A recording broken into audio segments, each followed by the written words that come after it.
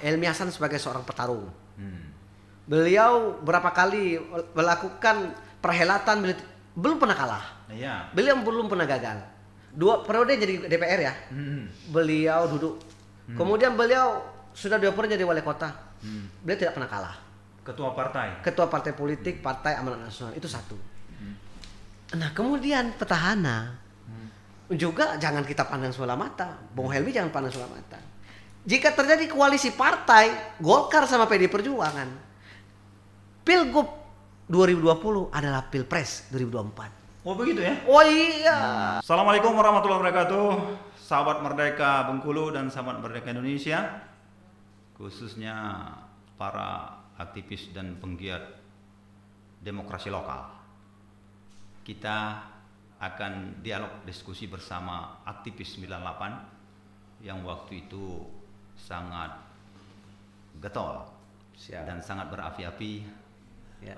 menumbangkan sebuah rezim Ya.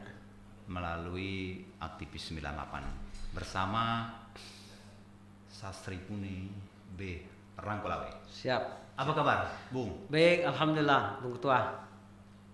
Sehat ya? Alhamdulillah. Apa aktivitas sekarang? Ya kita konsen di dunia pendidikan pondok pesantren. Pondok pesantren ya? Iya, Oh, pesantren. ya, aktivis kembali ke pondok pesantren. Kembali pondok pesantren. Iya. Karena memang kita kan santri. Santri ya? Santri sebelum kita di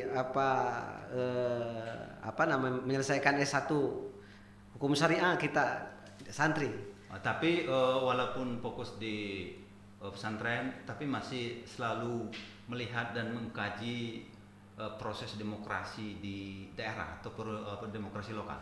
Oh iya, itu wajib hukumnya. Oh wajib ya? Wajib. Ya karena darah aktivis ya. Darah aktivis, karena ya, mencintai negeri itu bagian dari iman.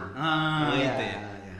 Sahabat Merdeka, khususnya aktivis di Bengkulu, dengan hadirnya aktivis 98 ini, kita akan mendiskusikan, mendialogkan tentang demokrasi lokal, khususnya Pilgub Ya. yang sudah keluar PKPU Ya. melalui perintah Perpu nomor 2 ya. Ya. Sehingga demokrasi lokal akan dilaksanakan di 9 Desember. Ya. Bung, menurut kacamata aktivis, Ya. dari sekian banyak bermunculan balon gubernur, bagaimana pandangannya? Ya, terima kasih Bung Ketua telah mengundang kita di studio Air Mall Bengkulu. Sahabat Merdeka, Iya. sukses selalu. Iya. Semoga Allah SWT senantiasa memberkahi. Ya gitu. Ya, insya Allah.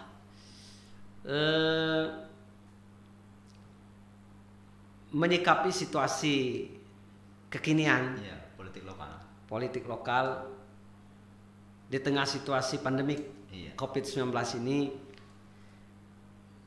proses demokrasi jangan terhenti Iya. dan wajib dan harus terus berlangsung. Langsung ya. Artinya bahwa kita apresiasi langkah-langkah KPU untuk tetap melaksanakan Pilgub di bulan Desember ya. Bulan Desember. Insya Allah mudah-mudahan. Kita doakan mudah-mudahan ini berjalan dengan baik. Insya Allah mudah-mudahan. Bung Ketua, saya melihat mencermati situasi yang berkembang hari ini dari semua kandidat yang ada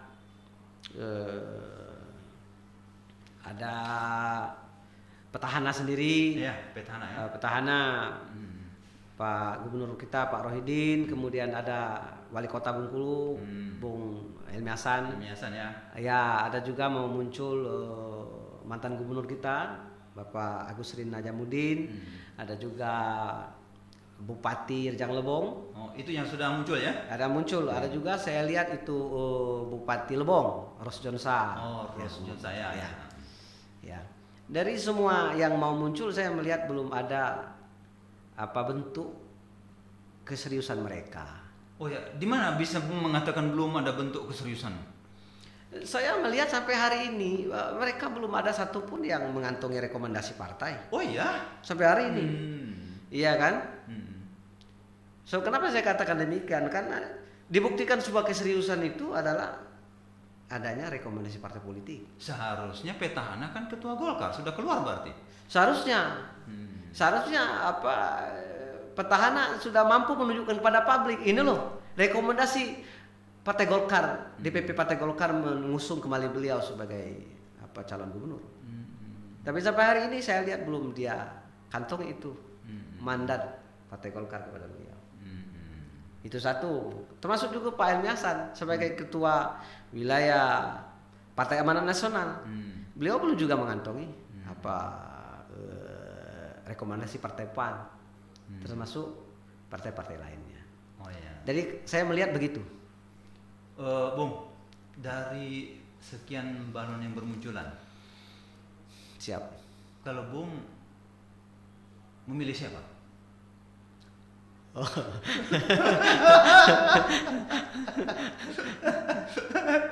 Saya pikir kalau ditanya itu Bu Ketua terlalu dini. Terlalu dini ya? Karena saya ingin katakan bahwa sampai hari ini belum ada yang serius. Belum ada yang serius ya? Belum ada yang serius, ya kan? Jangan sampai nanti kita salah dukung kan begitu.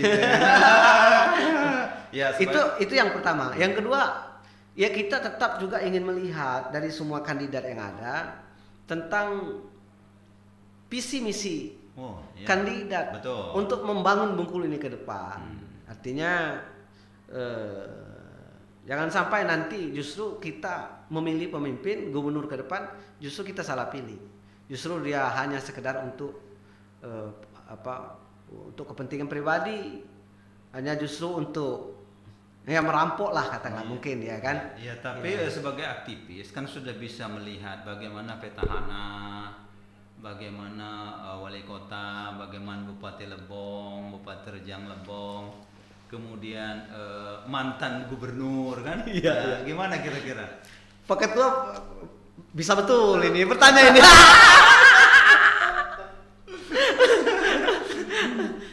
Jadi kalau itu pertanyaan Bung Ketua, saya melihat dari semua kandidat ini punya kapasitas. Oh, punya kapasitas ya? Punya kapasitas dan semua teruji. Teruji ya? Untuk bagaimana membangun Bengkulu ini lebih baik. Iya betul. Petahana misalnya, ya petahana ya kita lihat pembangunan berjalan. Jalan tol sudah mau berjalan nih saya lihat kan. Walaupun itu rancangannya Ridwan Mukti ya, tapi beliau kan menjalankan, ya kan. Terlepas ini adalah program pusat, tapi tidak terlepas dari kerja-kerja Ridwan Mukti ketika beliau jadi wakil gubernur. Saya melihat begitu, artinya bahwa di petahana ya juga punya peluang, punya peluang untuk bisa melanjutkan. Tapi tidak untuk kita jangan melihat sebelah mata. Bung Helmi Hasan, wali kota Bengkulu juga punya peluang. Iya. Dari pengalaman beliau berapa kali menjadi bertarung. Ini petarung ulung ini. Belum pernah terkalahkan ya? Belum pernah terkalahkan itu Haji Helmi Hasan dalam kacamata saya. Karena memang beliau ini termasuk tokoh 98. Oh iya, aktivis 98. Aktivis 98 saya ingat waktu itu sama-sama saya. Kalau saya. Tapi masih junior Bung ya? Oh enggak, memang beliau dari Unip, saya dari Stein. Oh, satu angkatan. Satu angkatan. Waktu demo penurunkan Soeharto, beliau itu saya lihat betul yang sering dia bawa itu Al-Qur'an. Al-Qur'an. Dari mahasiswa sudah pegang Al-Qur'an. Wajar kalau sekarang dia pelihara jenggot, kemudian dia menggalakkan huruf sabilillah di majelis tabligh, wajar. Artinya begini bahwa Bung Helmi Hasan ini petahana jangan melihatnya dari sebelah mata. Karena dia adalah petarung ya. Petarung. Dan yang sudah dilakukan sudah nampak juga ya. Sudah nampak juga dia membangun kota Bengkulu. Jalan mulus, 1000 jalan mulus. Oh iya. Berjalan sudah itu. Iya kan? Kemudian dia menghidupkan masjid-masjid yang ada di kota Bengkulu. Sudah hebat, luar biasa itu, ya kan? Apa itu? Sebuah rumah sakit ya? Sebuah rumah sakit begitu meganya berdiri kan? Begitu di kota Bengkulu ini. Kemudian program-program yang beliau luar biasa itu jemput jemput sakit pulang sehat. Iya. Itu program-program yang sangat luar biasa. Menyantuni janda-janda ya. Menyantuni 1000 janda. Ya, tapi yang lain dulu, jangan yang itu terus Bung. Nanti nampak Anda sebagai pendukung Helmi Hasan nanti. Saya ingin katakan bahwa dalam hal ini bukan saya mendukung salah satu calon, tapi saya ingin katakan semua punya peluang. Itu Helmi Hasan. Kemudian Bung Hijazi. Hijazi jangan dianggap kecil. Beliau sudah terbukti berhasil memimpin sebuah kabupaten Rejang Lebong. Iya kan? Kemudian beliau menang independen ya. Independen. Sudah 2 periode menjadi bupati. Di periode pertama beliau teranggap sukses menjadi bupati. Kemudian hari ini beliau juga sukses juga menjadi bupati. Saya melihat beliau sudah punya universitas, kampus tersendiri. Rejang Lebong udah ada kampus tersendiri.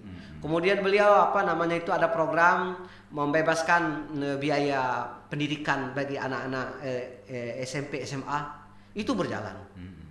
Itu saya. Rojonsa sama. Beliau pemain ulung juga itu terbukti Lebong sukses, bagus pembangunan berjalan dengan bagus. Dan yakin PDIP dapat dengan dia ya? Wallahu alam. belum tentu ya kan. Itu satu. Nah terus jangan lupa Agus Rin. Oh iya. Agus Rin dan Najamuddin jika beliau mendapatkan perahu partai. Saya lihat dari hasil survei posisi Agus Rin ini di nomor wahid. Kemudian diikuti oleh ada nama Pak Petahana kemudian Helmi Hasan. Itu zigzag itu hasil survei saya melihat begitu kan.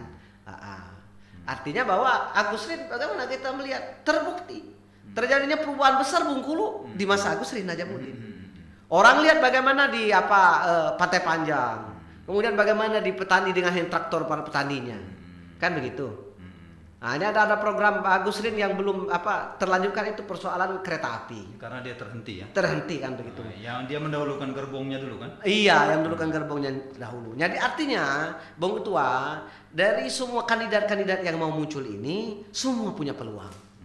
Tinggal persoalan siapa yang ditakdirkan oleh Allah di Lauh Mahfuz itu. Oh itu. Iya. Ya itu kajian sudah mendalam. Ada mendalam ya. Tapi Bung kan aktivis 98, tapi sekarang mendirikan pesantren, mendidik generasi yang bagus. Dari sekian banyak calon-calon itu ada yang perhatian terhadap pesantrennya Bung? Ya kita sudah sampaikan kepada mereka semua para kandidat ya. Mereka jawab insya Allah. Oh insya Allah ya? Insya Allah. Insya Allah. Insya Allah itu bahasanya Helmi Hasan itu. Ada juga yang bilang doakan kita dilantik jadi gubernur nanti kita bantu. Oh gitu. Beda dengan Pak Ketua, pimpinan Ermol. Yang udah bantu kita. Itu semen beberapa sak itu. Sahabat mereka dan balon-balon menurut Bung Sasreponi aktif 98 ya, dia sangat peduli dengan pesantren. Melalui kesempatan ini menggugah untuk bersama-sama demi anak bangsa Bengkulu. Iya. Anak-anak Bengkulu untuk mengembangkan keilmuan melalui pesantrennya. Ya. Silakan langsung saja ke pesantren di bawah yayasan. Ya, yayasan kita, Yayasan Hadratus Syekh Kiai Haji Sasripuni Barin Ranggolawe. Nama pesantren kita Pondok Pesantren Nusantara Al-Madinah. Nah, silakan balon nanti silakan melihat bahwasanya beliau benar-benar sungguh-sungguh dari titik nol ya. Iya. Untuk menggerakkan itu. Ya. Kembali kita ke politik lokal. Bung, aktivis 98 nampaknya terjadi polarisasi ya. Ya. Sudah agak mengkerucut. Ada yang ke Petahana, ada yang ke Helmi Hasan, ada yang tapi itu saya lihat yang banyak ya. Iya. Di media-media saya perhatikan begitu ya. Betul. Dan itu sah ya. Oh iya. Bahkan berbeda partai saya lihat juga sudah melakukan hal-hal yang itu karena keterpanggilan. Menurut Bung, aktivis saat ini, mahasiswa saat ini, bagaimana kepeduliannya terhadap daerah? Ya, saya melihat ada kemunduran gitu, kemunduran, degradasi lah ya, dari adik-adik kita mahasiswa terhadap menyikapi persoalan politik daerah maupun persoalan politik nasional. Iya, iya. Iya kan? Sebab kenapa? Kalau kita dulu tahun 98 itu kerja kita banyaklah di demo daripada kita kuliah. Iya kan? Saya ingat betul itu sama ada Bung Harius, ada Helmi Hasan, ada Bung Helmi Hasan, ada beberapa teman-teman yang Ali Septaini kan? Ali Septaini, ya kan? Ya. Jadi kita kerja itu memang konsen, kita parlemen jalanan betul. Gitu. Dan punya target ya? Dan punya target pada waktu. Tapi begini, artinya bahwa itu zamannya beda dengan zaman sekarang. Kenapa? Karena secara nasional 32 tahun Soeharto berkuasa. Katakanlah mungkin bahasa Bung Ketua, tirani lembut berbalut sutra. Itu ya. Iya kan? Iya, mungkin itu bahasa Bung Ketua ya. Artinya bahwa memang harus diakhiri kepemimpinan Soeharto pada waktu itu. Saya ingat betul waktu itu ya. Ya. Justru saya yang sempat ditahan gara-gara demo 10/8. Saya sempat ditahan di Polda 11 hari. Yaitu. Tapi alhamdulillah proses-proses saya bebas juga. Iya. Gara-gara demonstrasi begitu. Enggak bisa mungkin membuat pesantren kalau. Jadi begitu. Jadi artinya bahwa ada sebuah kemunduran. Saya melihat begitu. Artinya bahwa ini saya berharap adik-adik mahasiswa tingkatkanlah ini kepekaan terhadap situasi daerah, ya kan? Bahwa karena adik-adik adalah agen of change ya. Oh iya, pemuda hari adalah pemimpin masa depan. Mahasiswa hari ini adalah pemimpin masa depan. Terjadinya setiap perubahan sebuah bangsa, perubahan sebuah negara, sebuah dunia diletak pada tampuk pada pemuda dan mahasiswa. Sahabat Merdeka, khususnya sahabat milenial dan sahabat aktivis. Siap. Kemajuan suatu bangsa, kemajuan suatu peradaban tergantung kepada pemuda dan mahasiswa. Ya. Pesan khusus Sasri Puni, Ranggolawe, aktivis 98. Bung Sasri, Siap. kalau kita hitung-hitung, kira-kira di Pilgub nanti berapa pasang? Kalau melihat peta kekuatan sebaran partai. Ini menarik ini. Ini sangat menarik Bung Ketua. Saya ngelihat dari kondisi yang terkini, saya melihat kalau semua kandidat ini sama-sama berlapang dada, tidak emosional, menjadikan proses demokrasi ini adalah sebuah fastabiqul khairat, berlomba-lomba untuk melanjutkan proses pembangunan di negeri ini. Saya pikir itu abang-abang kita, kakak-kakak kita, dang-dang kita mesti harus berbagi aja itu partai.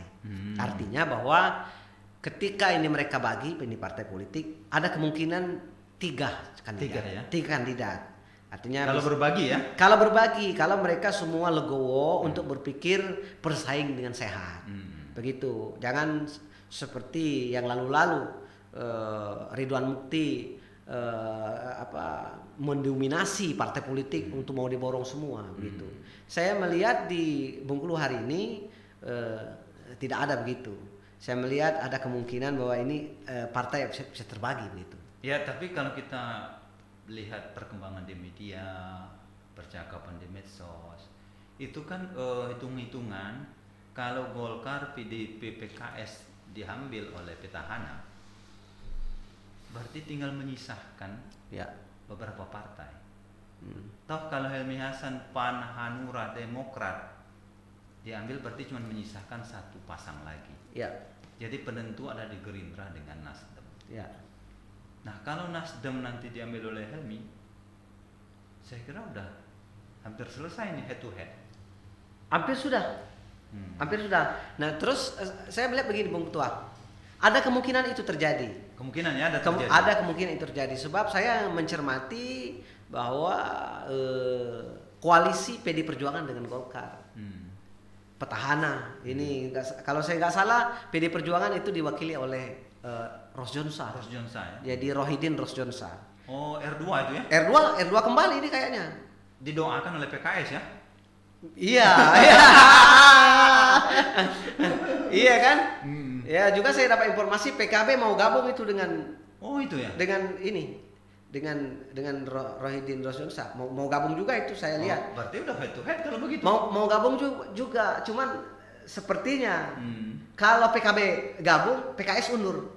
Oh begitu? Iya, mereka kan dari pusat kan tidak bisa menyatu. Oh. Iya. Oh iya, kajian aktivis 98 memang luar biasa. Irisannya kan tuh. Sahabat Merdeka, khususnya sahabat aktivis. Iya kan? Yang ada di Bengkulu. Itu kajiannya ya. Iya. Dan bisa besar kemungkinan itu head to head ya. Bisa kemungkinan, artinya begini Bung Kuta, bahwa jika petahana ini Golkar PD Perjuangan berkoalisi, ya sudah itu habis, sudah itu partai di Hilmi Hasan, diambil Hilmi Hasan atau Hijazi. Tinggal lagu bagaimana kedua kandidat ini melakukan terobosan-terobosan lobby-lobby politik partai di tingkat nasional. Tapi Bung Hijazi itu kan Golkar, kader Golkar. Iya betul. Dan sudah pupus ya nampaknya dapat Golkar. Saya melihat Bung Hijazi tidak mungkin dapat Golkar lagi. Tidak dapat ya. Tapi saya melihat beliau kan politisi senior itu. Politisi senior ya. Iya, politisi senior. Saya pikir dia tetap berjuang juga untuk bagaimana merangkul partai-partai lain. Begitu. Nah, begitu juga Agus Rin. Saya melihat masih juga ada perjuangannya itu. Oh, masih ada perjuangan. Masih ada perjuangan. Detik-detik terakhir bisa saja dia juga ini mendapatkan perahu kan begitu. Jadi, dengan baleho yang sudah cukup banyak ya. Oh iya, sudah luar biasa itu, saya lihat ada, dan wakilnya banyak sekali gitu. Termasuk Bung kali ya? Oh enggak, saya beliau memang pernah menyatakan secara lisan. Dia bilang Adinda aja maju calon gubernur kan. Iya kan? Makanya waktu itu kan ada itu. Karena pada saat 40 hari ibunya ngomong-ngomong sama saya pada waktu itu, beliau ngomong begini, bahwa bilang sama jenderal Kapolda, serius-seriusnya kalau mau jadi gubernur kita dukung dia. Kalau enggak itu bilang sama jenderal, dukung saya katanya kan. Begitu. Saya udah bilang sama jenderal Kapolda, misalnya Pak Kapolda gimana? Agus Rin mau dukung. Pak Kapolda bilang nanti dulu saya selesaikan dulu ini Kapolda ini gitu. Ya kan? Iya. Tapi dalam aktivis 98 nampaknya cuman Hilmi Hasan yang muncul ya? Iya betul. Hilmi Hasan itu 98 atau Hilmi Hasan? Belum, yang lain belum ada yang muncul ya? Belum ada. Masih sibuk di perkapiuan, iya. Anggota DPR masih bisa dihitung ya. Mudah-mudahan sahabat Merdeka nanti dengan menyaksikan dialog ini akan tergugah hatinya dengan dibangkitkan semangat lagi oleh aktivis 9 hari ini. Ya, 98 ya. Bung, dari hitung-hitungan ya, pemetaan ini kalau head to head ini akan terjadi pertarungan yang cukup seru ya. Ya. Karena dia atau saya kan? Betul. Pilihannya. Betul. Bagaimana kira-kira analisis terhadap kondisi lokal? Apakah ada gesekan yang cukup kuat menurut aktivis gimana? Wah, jadi begini. Jika terjadi head to head antara petahana dengan Hilmi Hasan, wah ini pertarungan yang kalau bahasa saya mungkin berapi. Berapi. Bukan lagi berasap. Kenapa saya katakan demikian? Pertama, saya melihat Hilmi Hasan sebagai seorang petarung. Beliau berapa kali melakukan perhelatan, belum pernah kalah. Iya. Beliau belum pernah gagal. 2 periode jadi DPR ya. Beliau duduk. Kemudian beliau sudah 2 periode jadi wali kota. Beliau tidak pernah kalah. Ketua partai politik, Partai Amanat Nasional, itu satu. Nah kemudian petahana juga jangan kita pandang sebelah mata. Bung Helmi jangan pandang sebelah mata. Jika terjadi koalisi partai Golkar sama PD Perjuangan, Pilgub 2020 adalah Pilpres 2024. Oh begitu ya? Oh iya. Jadi akan ada dari luar ya? Oh pasti. Saya melihat ini kan pasti ada kepentingan. Nah begitu juga Bung Helmi dari PAN, taruhlah PAN atau Nasdem atau apa atau Gerindra. Pusat juga tetap bermain ini. Dan kemungkinan sudah berbicara untuk 2024 nanti. Oh iya. Makanya nanti Nasdem, Gerindra bisa ke Helmi ya? Bisa terjadi itu. Makanya artinya ketika ini nanti koalisi Golkar sama PD Perjuangan, maka ya kita tahu hari ini PD Perjuangan partai penguasa kan hari ini. Saya pikir tidak tinggal diam itu PD Perjuangan untuk bisa bagaimana berjuang agar PD Perjuangan dan Golkar bisa memenangkan Pilgub ke depan. Tapi pengalaman dulu Pilgub 2015 ya? Ya. 2015 itu PD Perjuangan dikalahkan oleh Ridwan Mukti. Oh iya, artinya begini bahwa ini kan kajian kita berdua ya. Artinya kan kajian-kajian ini tidak terlepas juga bahwa semuanya ada takdir. Takdir, oh ya. Ikhtiar. Silakan ikhtiar dengan berbagai macam cara berdoa ya kan. Tapi keputusan tetap di tangan Allah Subhanahu wa taala. Sebagai aktivis, kalau mempengaruhi isi tas itu yang sangat menentukan. Setuju tidak? Nah ini yang saya pikir kita berjuang sejak 98 bahwa bangsa ini, mohon maaf, proses demokrasi ini hancur, ini dihancurkan karena terlalu lamanya Soeharto berkuasa. Artinya bahwa kita berharap dari kandidat yang mau muncul ke depan, cobalah berpikir dengan jernih, kemudian bersikap istiqomah untuk tidak melakukan money politik. Untuk tidak melakukan politik uang. Kenapa saya katakan demikian? Karena apabila itu dilakukan, maka ya tadi akan menghancurkan negeri ini, merusak tatanan demokrasi. Bukankah 3 gubernur kita yang sudah lewati penjara, iya kan? Iya. Jadi ini maksud saya jangan sampai ke depan siapapun terpilih. Karena kos terlalu tinggi. Karena kos terlalu tinggi, mereka tidak berpikir murni untuk berpikir bagaimana membangun Bengkulu ke depan. Dia berpikir bagaimana untuk mengembalikan uang yang sudah banyak. Jadi saya berharap, makanya saya berharap betul ini dari figur-figur yang mau maju, ayo hentikan money politik, hentikan.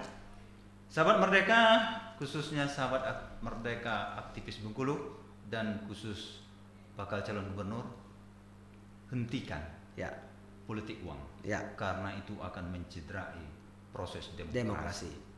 Sasripuni Ranggolawe.